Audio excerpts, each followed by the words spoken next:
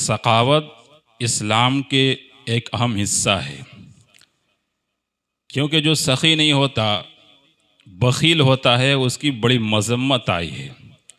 और बख़ील और सखी का डिफिनेशन हमारे यहाँ जो समझा जाता है वो नहीं है।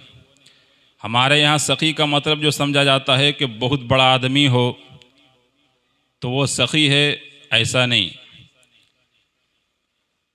बल्कि सखी वो है जिसके पास जितना है उसमें से अपने हैसियत के मुताबिक लोगों को देता है, गरीबों पे तक़सीम करता है।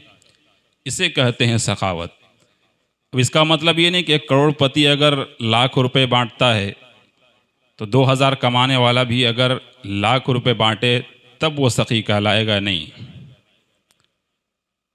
मेरे दोस्तों, सहाबा किराम में एक सहाबी थे, हज़रत उस्मान गनी रज़ी अल्लाह ताला अन्हु। इनकी सखावत बहुत ज़्यादा मशहूर है। यूँ तो सारे सहाबा सखी थे, लेकिन हज़रत उस्मान गनी रज़ी अल्लाह ताला अन्हु की सखावत बहुत ज़्यादा मशहूर है। मैं एक दो वाक़या आप तक पहुँचाता हूँ। अगर अब भी अगर दिल में बखालत हो तो उस बुख़्ल को निकालिएगा और आपके पास जितना भी हो इस्तिताअत के मुताबिक 1 रुपये ही सही, लेकिन निकाल कर गरीबों को ज़रूर तक़सीम कीजिएगा। इसके बहुत फ़ायदे हैं। सबसे पहला फ़ायदा ये है कि आपके दिल से मैल कुचैल निकलेगा। ये हैसियत दिल से निकल जाएगी कि मैं ये जो पैसे कमा रहा हूँ ये सिर्फ़ मेरा है, नहीं बल्कि गरीबों का भी है। ज़माना हज़रत अबू बकर सिद्दीक़ रज़ी अल्लाह ताला अन्हु की खिलाफत का है। एक शख्स शाम के एक गाँव से चलकर आता है, सलाम अर्ज़ करता है और कहता है, या अमीर अल-मुअमिनीन, आप तो मुसलमानों के 2 अमीर हैं। एक अमीर तो वो जो आप मुसलमानों के अमीर हैं, दूसरा ये कि अल्हम्दुलिल्लाह आप ख़ुद अमीर हैं। उसने सोचा था कि शायद मैं जाऊंगा, मैं क़र्ज़े में हूँ, अबू बकर सिद्दीक़ रज़ी अल्लाह ताला अन्हु कुछ मदद कर देंगे, हमारा वो क़र्ज़ दूर हो जाएगा। चुनांचे जब वो चला है हज़रत अबू बकर सिद्दीक़ के पास, हज़रत अबू बकर सिद्दीक़ उसे हाथ पकड़ते हैं, घर में अंदर लेकर दाखिल होते हैं। वो शख्स समझ रहा था ये सखी आदमी है, अमीर आदमी है, बिल्कुल सोफ़े लगे हुए होंगे, बेहतरीन बेड होगा, कालीन होगी। लेकिन जब अंदर घर में दाखिल हुआ, देखा बेड भी नहीं है सोने के लिए, कोई तख़्त भी नहीं लगा हुआ है, बल्कि एक चटाई है, वो भी टूटी फूटी है। वो शख्स देखकर समझ गया कि वाकई ये अमीर अल-मुअमिनीन सच्चे अमीर अल-मुअमिनीन हैं। उस शख्स को हैरत हुई कि इतना बड़ा आदमी होकर, खलीफा होकर, इसके पास एक तख़्त तक नहीं है बैठने को, चटाई भी सही मयसर नहीं है, टूटी फूटी चटाई है। हज़रत अबू बकर सिद्दीक़ उसे बैठाते हैं और खजूर खिलाते हैं।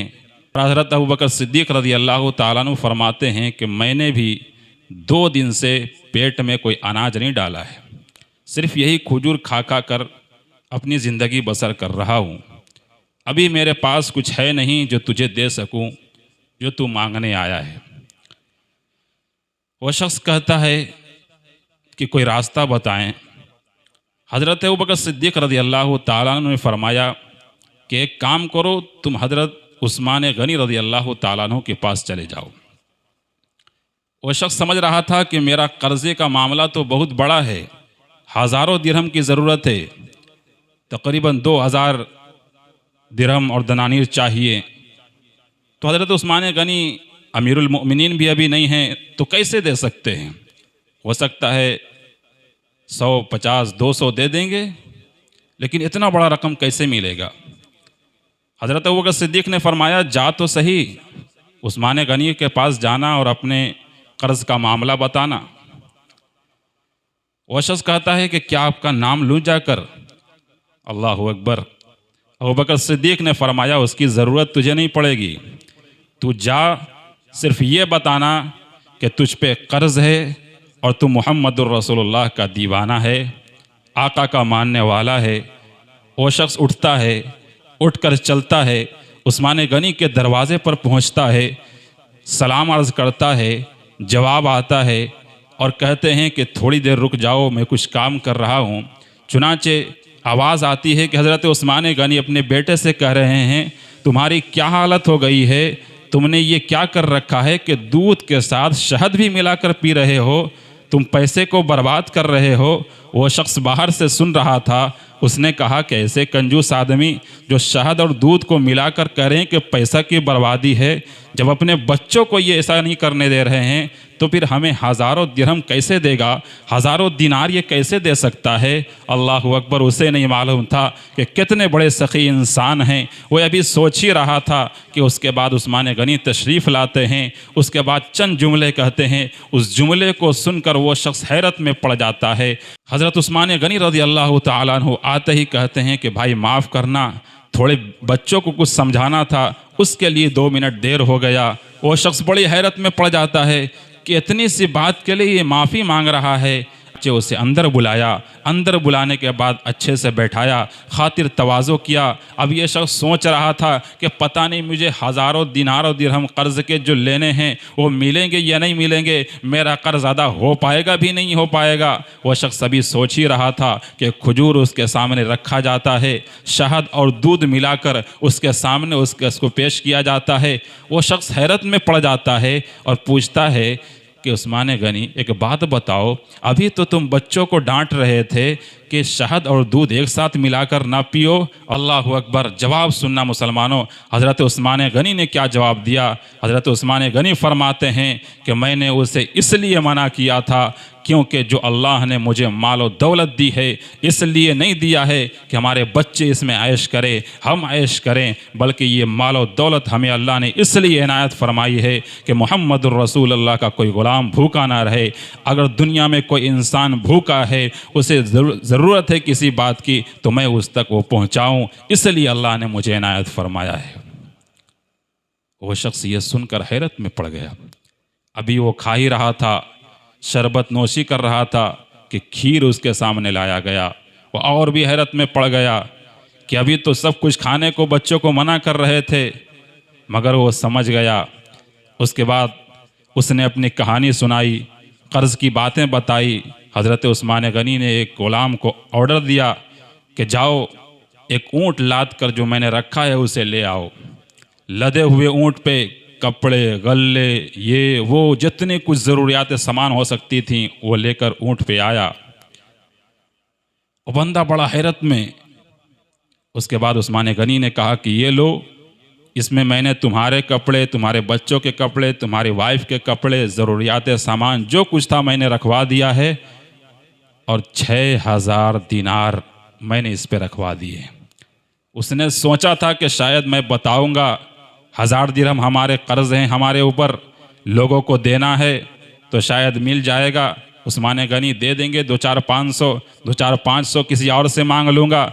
लेकिन जब उन्होंने कहा कि 6000 दिनार उस पर रख दिए गए हैं, वो हैरत में पड़ गया और समझ गया ये कि सच्चा आशिक़ रसूल है और ये हैं जो सखी होते हैं। और उन्होंने लुटाया और उसको कहा कि जाओ लेकर चले जाओ। अब वो बंदा सोचता है और कहता है कि मैं तो पैदल आया था, अब ऊँट लेकर जाऊंगा। लेकिन उस्मान गनी बताओ एक बात कि इस ऊँट को लेने कौन जाएगा। अल्लाह अकबर। सखावत देखी हज़रत उस्मान गनी की। हज़रत उस्मान गनी रज़ी अल्लाह तआला अन्हु ने कहा कि ये ऊँट भी मैंने तुझे हदिया में दे दिया है, जाओ इस ऊँट को भी ले जाओ, लाने की दोबारा ज़रूरत नहीं है। मेरे दोस्त, उस्मान गनी रज़ी अल्लाह तआला अन्हु वो शख्स हैं जिन्होंने अपने माल को गरीबों में लुटाया है, अल्लाह के रास्तों में लुटाया है, तक़सीम की है। लेकिन मेरे दोस्त एक बात बताओ, कभी भी माल लुटाने से कम नहीं होता है। एक मर्तबा जंग तबूक का वाक़या है कि जंग तबूक होने वाला है, 1000 फ़ौजी के असबाब की तैयारी करनी है।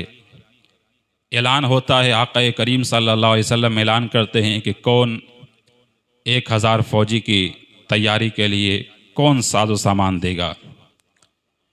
हज़रत उस्मान गनी उठते हैं, कहते हैं या रसूल अल्लाह, मैं 200 की गुंजाइश रखता हूँ, मैं 200 की अपने ज़िम्मे लेता हूँ, उनके जो कर्ज़ अखराजात होंगे मैं दूँगा।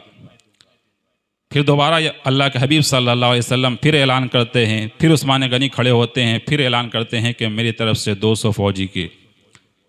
इसी तरीके से आक़ा करीम सल्लल्लाहु अलैहि वसल्लम ऐलान करते जाते हज़रत उस्मान गनी कहते हैं कि जब आका ऐलान करते तो मैं अपना गरीबान पकड़ लेता और कहता कि आका मेरे ऐलान करें और कोई ना उठे, ऐसा नहीं हो सकता। मैं खड़ा होता।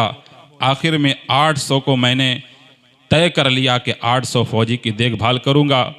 अब मेरे पास इतनी ही कैपेसिटी थी, लेकिन आका ने फिर से आखिर में ऐलान किया कि 200 बचे हैं, इसकी किफ़ालत कौन करेगा, इसके लिए कौन तैयारी करेगा।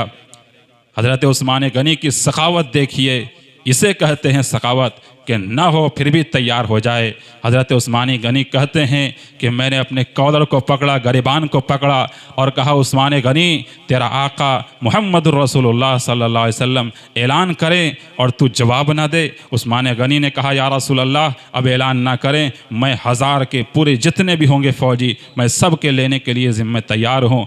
चुनाचे आका करीम सल्लल्लाहु अलैहि वसल्लम को शाबाशी दी और जंग हुई। उसके बाद फरमाते हैं कि मुझे 3 गुना फ़ायदा मुझे तिजारत में हुआ। मेरे दोस्तों, किसी ने सच कहा है कि माल अल्लाह के रास्ते में ख़र्च करने से कभी घटता नहीं है, बल्कि वो बढ़ता है। उस्मान गनी ऐसे नहीं हुए, सखावत के बादशाह ऐसे ही नहीं बने, बल्कि वो लुटाते थे, अल्लाह उन पे लुटाता था। मेरे दोस्तों, इसलिए कंजूस ना बने।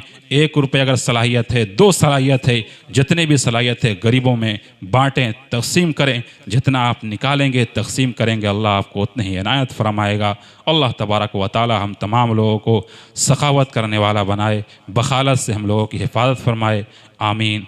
अस्सलामु अलैकुम व रहमतुल्लाहि व बरकातुहू।